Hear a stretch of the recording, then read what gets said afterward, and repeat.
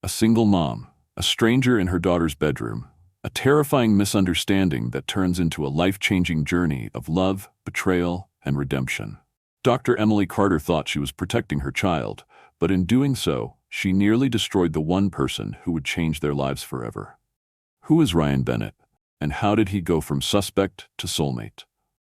This emotional roller coaster will break your heart and piece it back together. Where are you watching from? Drop your country or city in the comments, and don't forget to subscribe for more powerful stories like this one. You don't want to miss what's next.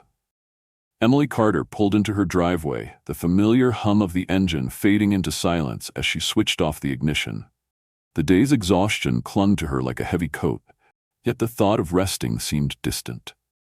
It had been one of those endless hospital shifts, too many patients, not enough time. And even now, her evening was far from over. After a quick glance at her reflection in the rearview mirror, she sighed deeply, stepping out into the cool autumn air. Her daughter, Lily, chatted enthusiastically as they walked toward their modest house. Lily's laughter usually soothed Emily's weary soul, yet tonight she felt the weight of single motherhood pressing hard upon her shoulders. Still, she managed a soft smile as she guided her daughter inside, quickly preparing Lily for bed before allowing herself the luxury of a long-awaited shower. Steam filled the bathroom as Emily stood beneath the hot spray, tension slowly melting from her tired muscles. The gentle drumming of water seemed like a fleeting sanctuary, briefly shutting out the chaos of life beyond the bathroom door. But suddenly, through the muffled haze of running water, she heard faint laughter. Her daughter's voice mingled strangely with another, deeper and wholly unfamiliar.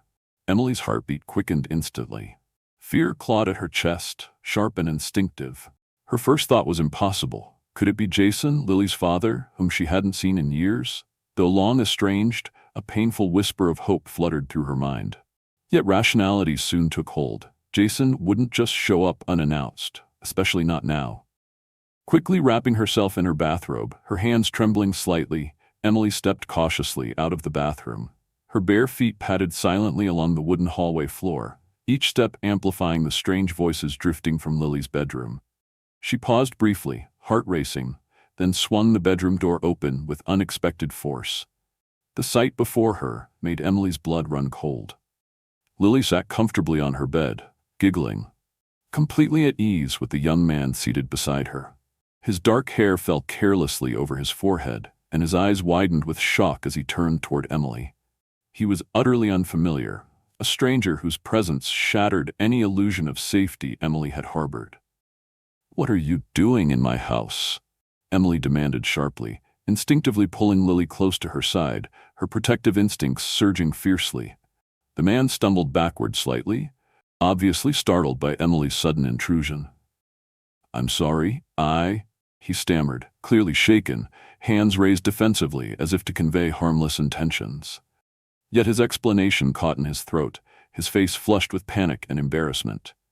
"You're a thief," Emily accused coldly, anger overtaking her fear as she glared fiercely at the stranger who had invaded her sacred space, who dared to approach her innocent daughter.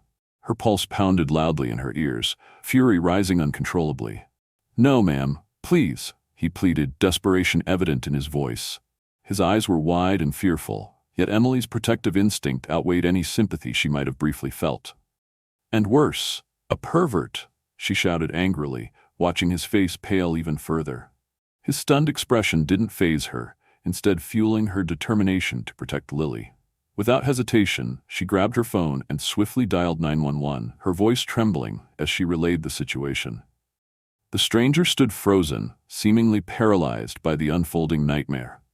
Sirens soon pierced the stillness of the neighborhood night, announcing the swift arrival of police cars. Officers quickly stormed into the home, their authoritative presence calming Emily's frantic nerves, even as the young man remained motionless, defeated. "What's your name?" an officer asked firmly, scrutinizing the trembling stranger. "Ryan Bennett," he replied softly, his voice thick with shame and remorse. Emily stared at him, unmoved, her anger simmering dangerously beneath her composed exterior.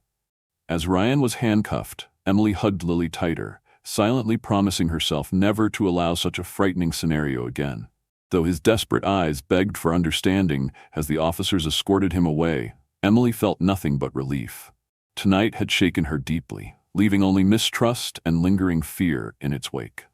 The fluorescent lights of the police station buzzed faintly overhead as Emily sat rigidly in the cold, metallic chair. Across from her, Ryan Bennett sat hunched over, his hands cuffed in front of him, eyes lowered to the scratched tabletop. Hours had passed since the arrest, yet Emily's anger remained undimmed. She didn't regret calling the police. Not yet. The memory of seeing a stranger with her daughter in their home still burned in her chest like a warning flare. She crossed her arms tightly as the officer returned with the incident report. "You want to press charges, ma'am?" he asked calmly, holding a pen above the paper. Emily didn't hesitate. "Yes.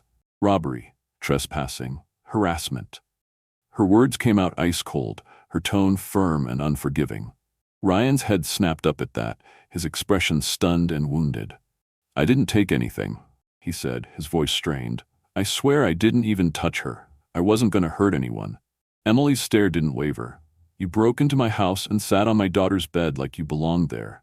You scared her." Ryan shook his head. "She wasn't scared. She talked to me like I was a friend." That only made Emily's jaw clench harder.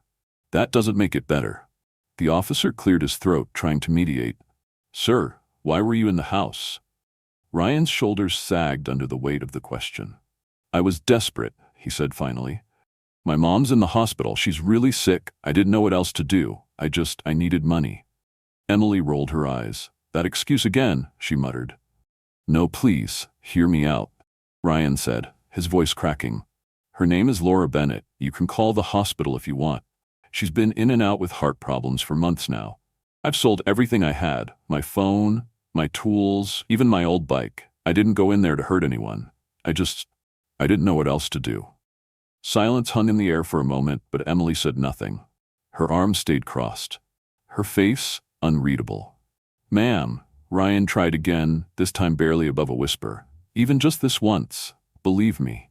But Emily stood up instead, turning to the officer. "Is there anything else you need from me tonight?" "No, ma'am. We'll process the report. He'll stay in holding until further notice." As she turned to leave, Ryan's voice stopped her cold. Please don't ruin my life over this. I didn't want to be that guy. I just didn't know how to help her anymore. She's the only family I've got." Emily didn't respond. Her steps echoed down the hallway as she walked out of the station, leaving Ryan behind. The next morning came too quickly. Emily's alarm blared at 5:30 a.m., and she was already behind. She dropped Lily off with a friend before heading straight to the hospital. Her shift was packed, the patient load overwhelming. While sorting files, a nurse rushed over to her desk. "Dr. Carter, Dr. Lively called in sick. Can you cover one of her patients in Ward B?" Emily sighed. "Fine, just hand me the chart." The nurse passed it over. "Heart condition stabilized overnight. Patient's name is Laura Bennett." The pen in Emily's hand paused. The name struck her like a jolt of electricity. Moments later, Emily entered the ward. On the far bed lay an older woman, frail, alone, her breathing shallow but steady. As Emily moved closer, she checked the chart again, her eyes fixed on the name. Laura Bennett. "Where's your family, ma'am?" she asked gently. The woman opened her eyes slowly. "My son, he hasn't come back yet. Said he had to run an errand. He doesn't have a phone. Sold it for my medication." Emily swallowed hard. The walls seemed to tilt around her. Everything she thought she knew about Ryan began to shift. She had made a terrible mistake. Emily walked out of the hospital that afternoon with her coat clutched tightly around her, the cold breeze biting at her cheeks. Her steps felt heavier than usual, as if guilt were dragging her feet across the pavement. All day, her mind had been consumed by Laura Bennett. The way the older woman spoke so lovingly about her son, how he'd been her only support, how he'd sold everything he owned just to keep her alive, it replayed in Emily's head like a broken record. She hadn't said anything, hadn't confessed what she'd done. But she knew. Laura had no idea her son was behind bars because of a mistake Emily now realized was hers. By the time Emily reached the police station, her nerves were frayed. She had already called her lawyer and asked him to meet her there. Inside, Ryan sat alone in a small cell, his head leaning against the wall, eyes closed. His bruises had faded slightly since the night of the arrest, but the sadness on his face seemed only deeper. When the officer opened the cell and said, "You're free to go," Ryan didn't move at first.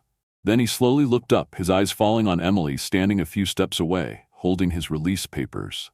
"You came back," he said, stunned. She nodded, barely able to meet his eyes. "I saw your mom today," she said quietly, "at the hospital." Ryan's lips parted slightly, unsure of what to say. Emily handed him the papers. "You're free. I dropped all the charges." Ryan took the papers, holding them like they might disappear if he blinked too hard. "You saw her?" he asked again, this time softer, gentler. Emily nodded. "She's stable. I covered her meds and the rest of the bill." Ryan's expression shifted, confusion morphing into disbelief. "Why would you do that?" Emily shrugged, her voice shaky. "Because I was wrong about you." For a moment neither of them spoke. Ryan stared at her, and Emily could feel the weight of his gaze pressing into the space between them. As they stepped outside into the cool air, Ryan walked quietly beside her. "You didn't have to help," he said finally. "Especially not after what I did, or what you thought I did." Emily stopped walking and turned to him. "You were right," she admitted. "It's hard to believe someone in that situation, especially when they show up uninvited in your daughter's bedroom. I reacted. I was scared, but you didn't deserve what I did to you." Ryan offered a soft smile. "I understand." Emily looked up at him. "You don't seem angry." "I was," Ryan said honestly, "but I had a lot of time to think. And honestly, I was more afraid than angry. Afraid I wouldn't get out in time to see my mom again. Afraid I'd never explain, that you'd never understand." They stood there for a moment, watching the late afternoon sun dip behind the buildings. Emily tucked a strand of hair behind her ear, feeling awkward under his calm gaze. "Do you need a ride?" Ryan hesitated. "You don't have to." "I want to," she replied. He got in the car beside her, quiet at first, then finally asked, "How's Lily?" Emily smiled. "She's good. She asked about you, actually. She wondered where the funny man went." Ryan chuckled at that, the sound surprising even himself. "She's a smart kid. She likes you," Emily added. "I guess she saw something I didn't." Ryan looked out the window, then back at her. "You saw it now." Emily nodded slowly. "I did." That night, as she dropped him off at the hospital to see his mother, she didn't feel uncertain anymore. She didn't know exactly what he would be to her, or what would come next. But for the first time in a long while, something inside her had shifted. The door she once slammed shut was now open. Not wide, but enough for possibility. The weeks that followed brought a surprising calm to Emily's life, though it came in quiet, delicate waves. Ryan visited the hospital regularly, always dropping by his mother's room after his evening shifts. Emily noticed how the nurses warmed to him, how patients greeted him as if he were family. He'd found a job as a janitor at a logistics company downtown. Nothing glamorous, but honest work, and he seemed proud of it. She respected that more than she could put into words. Some nights he'd swing by her house with a bag of food, claiming he accidentally bought too much. Other times, he'd show up to fix the porch light, or help Lily with her math homework. Emily pretended not to notice the way Lily had started calling him Uncle Ryan, or how she'd check the front window every evening, just in case he passed by. Emily herself began to look forward to the sound of his knock. Still, she hadn't let herself admit the truth, not fully. There was a quiet warmth growing between them, one she was both afraid of and drawn to. She caught herself smiling more often, lingering a bit longer when they talked, laughing at his dumb jokes. But she had Lily. She had responsibilities. She couldn't afford to let her guard down again. That changed on a rainy Thursday. Emily had just returned home after a grueling double shift. Her sister had picked Lily up earlier, and the house was dark and silent, until she stepped inside and saw Ryan in the living room, seated on the rug, surrounded by Lily's toys.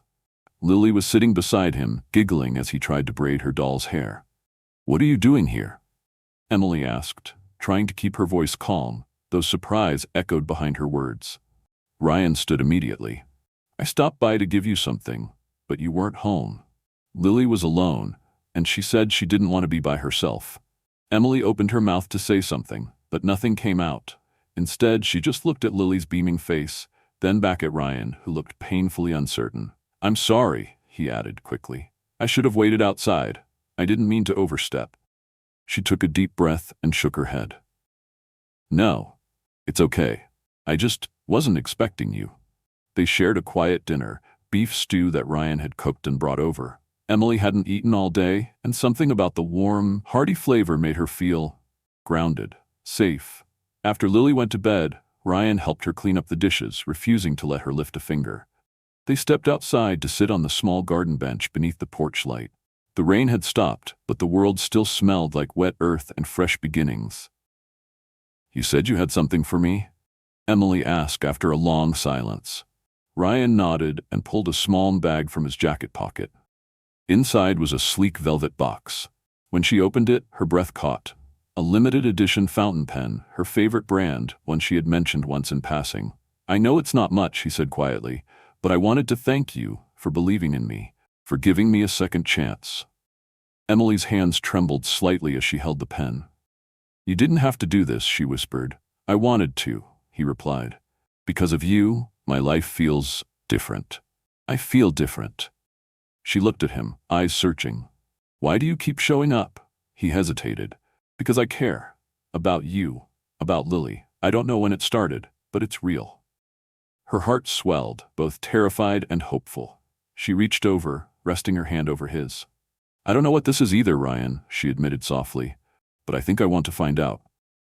And in that moment, under the quiet glow of the porch light, with the scent of rain still in the air, neither of them needed more than that. Emily woke up that morning with a rare kind of anticipation humming beneath her skin. She had taken the day off, a luxury she didn't grant herself often. But today wasn't just any day, it was Ryan's birthday. And more importantly, it was the day she had decided to tell him how she truly felt. Weeks had passed since that rainy evening on the porch, and their bond had only deepened. Ryan had continued showing up, not just physically, but emotionally, in the quietest, kindest ways. Lily adored him. Emily had long stopped pretending she didn't. She had picked out a simple cake and wrapped a small gift, a silver watch she'd saved up for, engraved with the words, "Thank you for showing up." She didn't tell him she was coming. She wanted it to be a surprise. After dropping Lily off with her sister, Emily drove to the office where Ryan worked. She smiled to herself, thinking how shocked he would be. But as soon as she stepped into the building, her smile faded. There was shouting, accusations. A group of employees had gathered around Ryan, their voices loud and aggressive. "You're a thief," one of them yelled, holding up a phone. "You think we didn't see you stuff the money in your bag?" Ryan stood in the middle, wide-eyed and silent, confusion written all over his face. Emily's heart pounded as she pushed through the crowd. "What's going on here?" she demanded. "Your boyfriend," one of them sneered, "was caught stealing. It's all on video." Her brother, Ira, came rushing over trying to mediate. "Emily, maybe you should step outside." But she wasn't leaving. She turned to Ryan, who looked like the ground had been pulled from beneath him. "Emily, I didn't do it," he said, his voice shaking. "I swear on everything, I didn't take anything." But then someone held up a phone, playing a grainy video that showed Ryan placing something into his locker quickly before glancing over his shoulder. Her stomach dropped. It looked bad. Really bad. "See? Caught red-handed," someone said.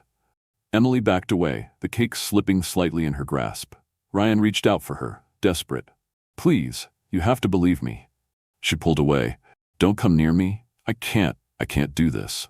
"Please," Ryan begged, his voice cracking. But she turned and walked out, her heart splintering with every step.